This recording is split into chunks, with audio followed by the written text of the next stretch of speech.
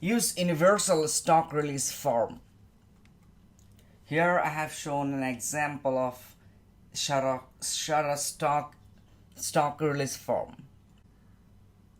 There in every places the stock sites information is provided. Shutterstock, Shutterstock, model release for adult and others.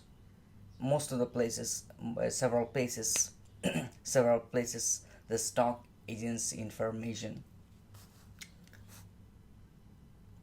We can use this model release form in other stock agency sites like iStock, Dreamstime, Big Stocks, etc.